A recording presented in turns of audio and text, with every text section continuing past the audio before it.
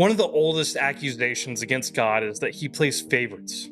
People point to the Old Testament, God choosing Israel, blessing Jacob over Esau, favoring one over another. And they ask, is God partial? Is he unfair? Does he really care about everyone equally? This is not just a skeptic's question. It's a believer's question too. We've all looked at the brokenness of this world and wondered, why does it seem like some people get more of God's blessing than others? Today we're going to wrestle with this question. Is God partial? Does he play favorites? And in answering, I believe we'll not only clear up a common objection, but also discover the heart of God's mercy and justice.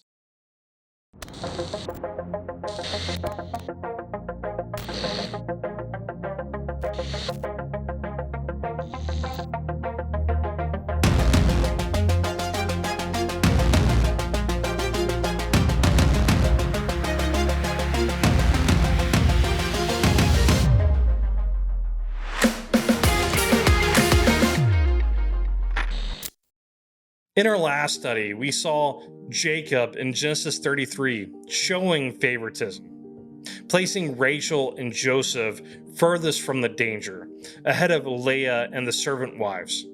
The favoritism didn't stop there.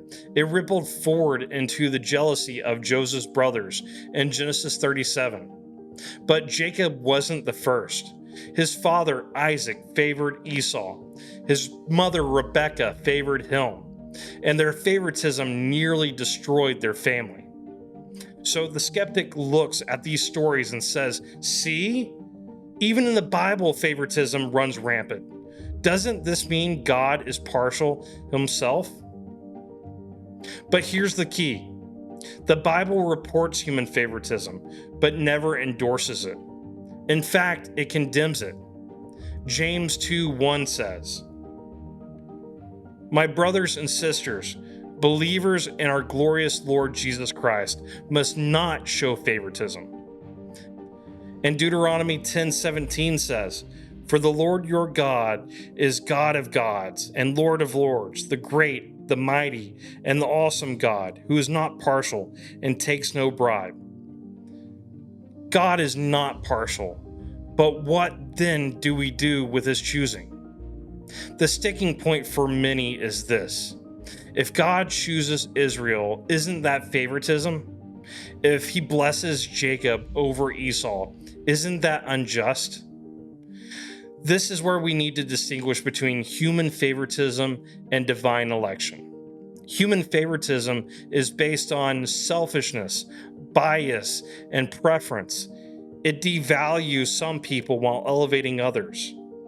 Divine election is based on God's sovereign will to bring blessing to all nations through particular people at particular times. When God chose Israel, he didn't do it to exclude the rest of the world. He did it to bless the rest of the world. Genesis 12:2-3 says, I will make you into a great nation, and I will bless you, and I will make your name great, and you will be a blessing.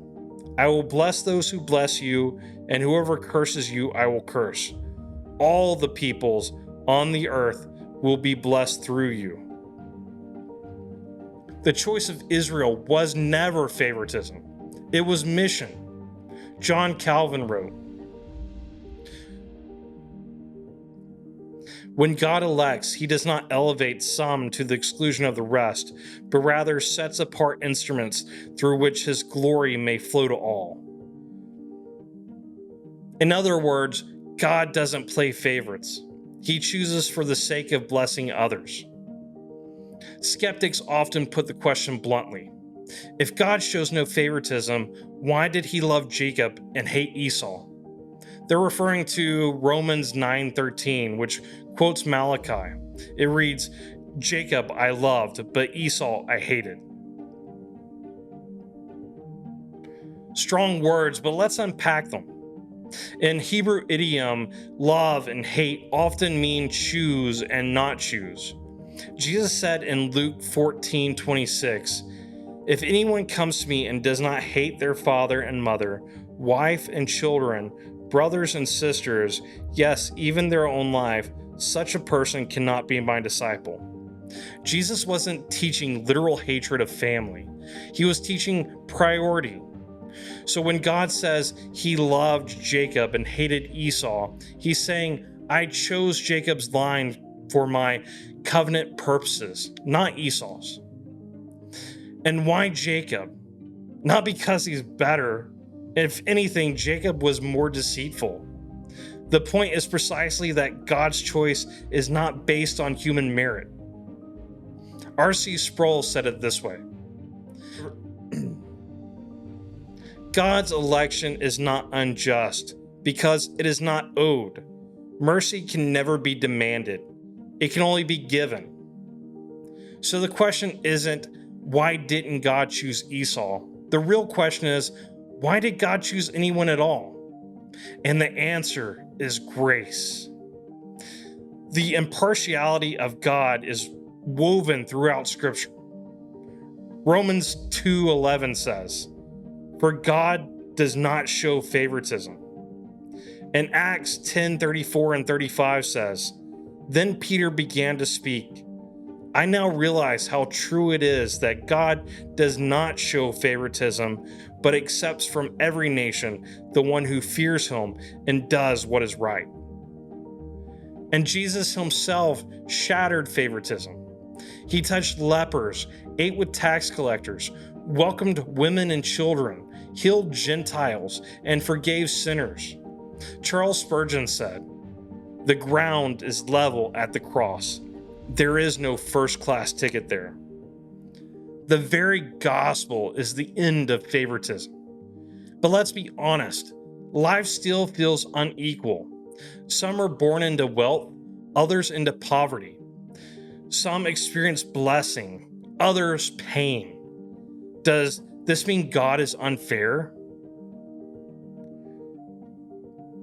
C.S. Lewis wrote, when you are behaving as if you loved someone, you will presently come to love him. If you injure someone you dislike, you will find yourself disliking him more. If you do to him a good turn, you will find yourself disliking him less. Lewis's point is, God calls us to act and love even when life feels unfair, because through obedience, our hearts align with his impartial love. And here's the deeper truth. God's justice is not always seen in this life, but it will be fully seen in eternity. Revelation 7:9 says, after this I looked, and there before me was a great multitude that no one could count, from every nation, tribe, people, and language, standing before the throne and before the Lamb. That's the picture of impartiality fulfilled. Every tribe, every nation, no favorites, just one family in Christ. I'll be honest with you, I've wrestled with this. There have been seasons where I felt like others were being more blessed, more successful, more favored than me. And yet, in hindsight, I can see that God was not playing favorites. He was shaping me. The times where I felt overlooked were times where he was pressing me deeper into dependence on him. Times when doors closed were the times where he was preparing me for doors I couldn't yet see. Tim Keller once said, God always gives you what you would have asked for if you knew everything he knows. That's not favoritism. That's fatherly love. So, how do we live this out? Let me give you 3 takeaways. Number 1, reject human favoritism. James is clear. We must not show favoritism in church, in family, or in life. Everyone you meet bears God's image. Trust God's sovereign election. His choices are not favoritism, they are grace, and he works through the weak to shame the strong. Number 3, rest in Christ's impartial love. At the cross, there are no favorites. The same blood covers all. The world plays favorites. God does not. He chooses, He calls, He saves, not because of who you are, but because of who He is. So the next time someone asks, is God partial? Does He play favorites? You can say, He is not unjust. He is not partial, and His grace is wide enough for all who come. God does not play favorites. He shows mercy to all who call His name. And that mercy is not based on merit, but grace. That's the good news of the gospel. And may God keep you and bless you.